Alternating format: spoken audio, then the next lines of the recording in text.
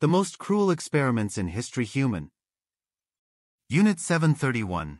Unit 731 was a secret unit of the Imperial Japanese Army specializing in inhumane experiments on living humans during World War II. Established in 1936 in Harbin, China, under cover of was an epidemic prevention unit Unit 731 that turned into a real hell on Earth. Here tens of thousands of prisoners of war and Chinese civilians, even children and pregnant women, were turned into animals. Living experiment for them. One of the brutal experiments of Unit 731 is to dissect the victims when they are completely awake without anesthesia to study the internal organs and the pathological processes by which they transmit diseases such as cholera, smallpox and anthrax to victims to study the spread and impact of these diseases. They also conduct cryogenic experiments on human bodies to study the treatment of frostbite and experimenting with biological and chemical weapons to assess the level of damage. Prisoners even had limbs amputated to study blood loss and then reattach the limbs to the opposite side of the victim's body. Some prisoners were subjected to surgery to remove the stomach and reattach the esophagus to the intestine. They did this not only for research but also for practice and pleasure. These atrocities not only caused painful death for countless people but also left terrible physical and mental sequelae for those who survived. The existence of Unit 731 is an indelible stain in human history, a reminder of the brutality of war and the horrifying crimes that humans can commit.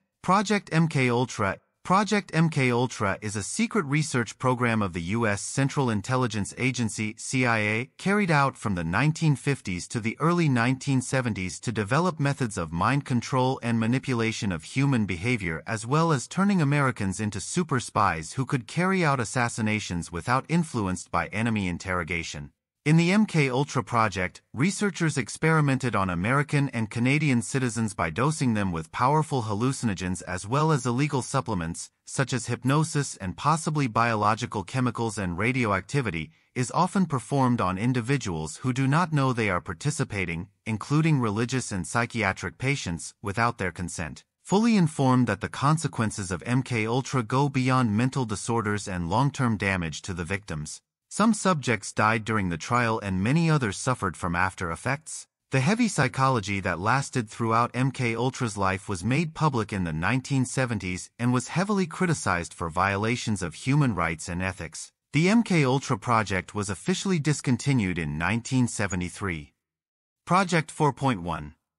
Project 4.1 was a medical study conducted by the United States on residents of the Marshall Islands who were exposed to fallout from the 1954 Castle Bravo nuclear bomb test. The original purpose was to monitor the health of those affected and collect data on the long-term impact of the release on human health. However, Project 4.1 has caused a lot of controversy because it has been accused of overlooking human health. Marshall Islands population as human test subjects in this project. Indigenous people of the islands, especially those living near the test area, were exposed to high levels of radiation without warning or protection. Adequate protection. They have to live in polluted environments, suffering serious health impacts such as diseases and genetic problems. This research does not provide adequate information and appropriate medical care for participants. Further have evidence that the U.S. government intentionally concealed some information about the severity of radioactive contamination and its impact on the health of people. Project 4.10 not only caused serious health consequences for local communities but also caused global outrage over the lack of responsibility and ethics in conducting nuclear experiments without protecting rights and safety peoples. Project Aversion. Under apartheid in South Africa, Project Aversion was a medical torture program to cure homosexuality in the military. Between 1971 and 1989, homosexuals were treated with drugs and electroshock therapy while showing homosexual arousing images. When that doesn't work, they will be treated with hormone therapy, which may include chemotherapy. About 900 people have had to undergo gender reassignment surgery. Considering that previous gender reassignment methods have failed, most of these surgeries do not have the consent of the victims. Some cases are not even completed. These methods are performed based on the false belief that homosexuality is a mental illness, resulted in extremely devastating consequences. Many victims suffered both physically and mentally, some of whom lost their lives during the surgery. After everything ended, some people even committed suicide because they did not receive adequate psychological and medical support. Project version seriously violated human rights and caused long-term damage to the LGBT+ community. In South Africa, finally in 1995, the South African Medical Association publicly apologized for their past mistakes. Poison Laboratory. The poison laboratory of the Soviet Secret Services was also known as the Laboratory 1, Laboratory 12 and the Chamber, meaning room in Russian, was a secret toxic research and development facility of the Soviet secret police agencies. Marinovsky and his colleagues tested some of the poisons that killed the prisoners from Gulag Ram camp included mustard gas, ricin, digitoxin and many other substances. The goal of the experiments was to find a chemical that was tasteless, odorless and undetectable after autopsy of poisons administered to the victim as a medicine in the last meal or drink. A preparation with the desired properties known as C2 or K2 was developed according to the testimony of witnesses.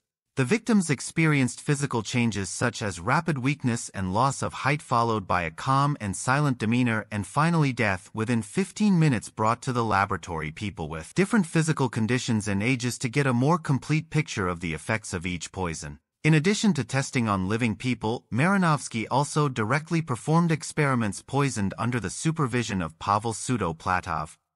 NAI Medical.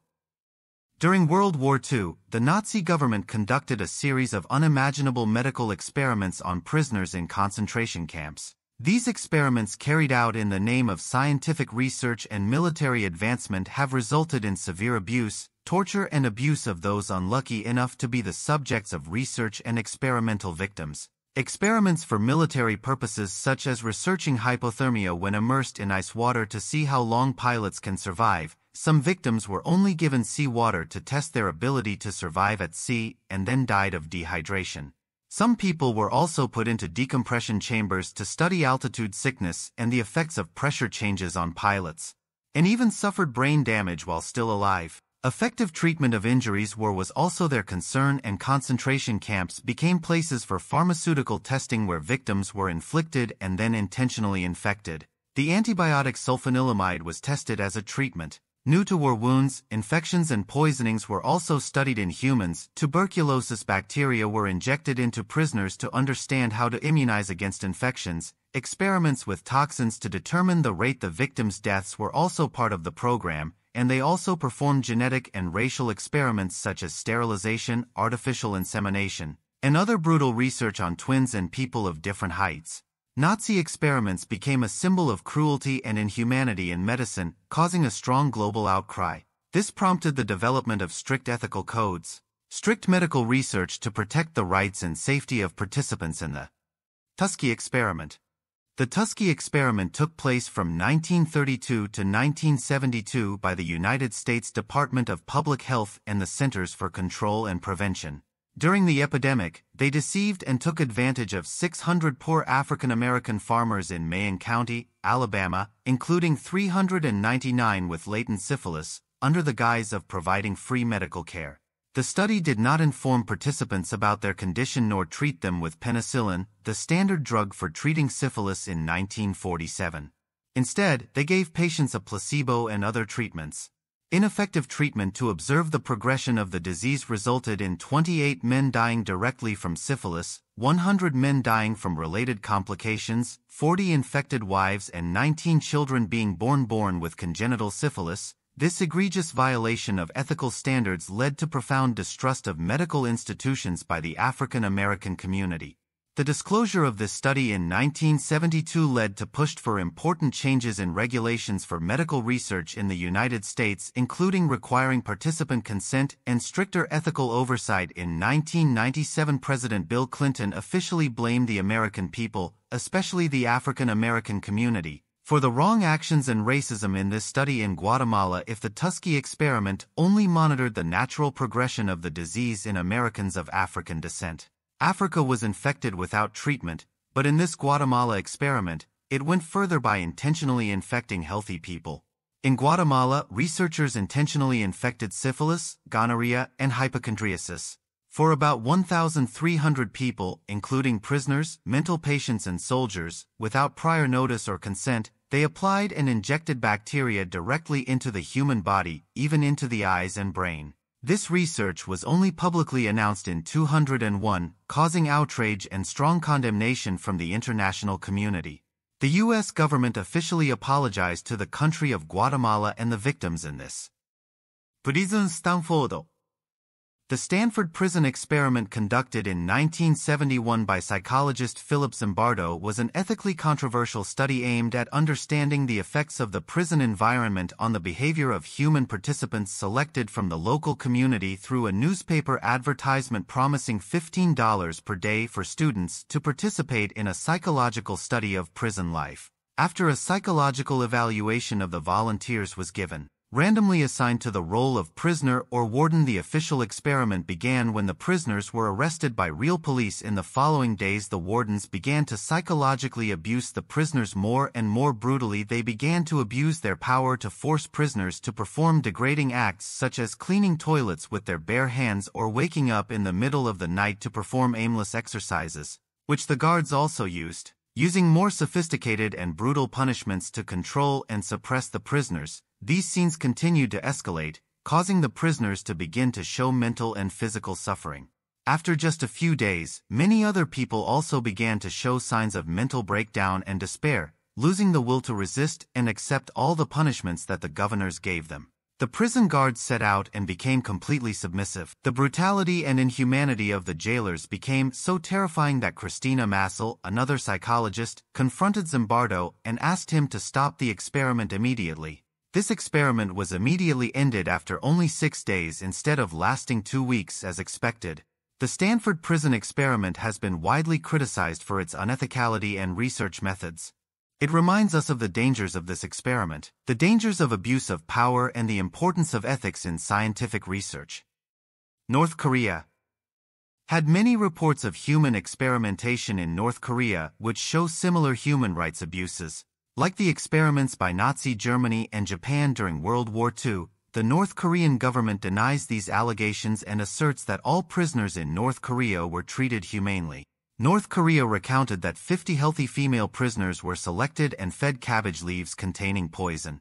Even though they called for help when they learned of the poison in the food, if they refused to eat, they and their families would be retaliated against.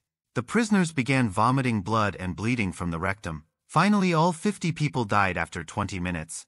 A former head of security at Camp 22 described the laboratories as being equipped accordingly for experiments on blood. Toxic gas that causes suffocation and blood, in which 3 or 4 people, usually a family, will be experimental subjects after undergoing medical examination. The rooms are sealed and the poison is pumped through tubes while scientists learning to observe from above. Chu Hak said he witnessed a family including parents and 2 children die of asphyxiation while the parents tried to save their children by performing artificial respiration until they were exhausted, and from then on. We will make more similar videos. Please subscribe to watch them.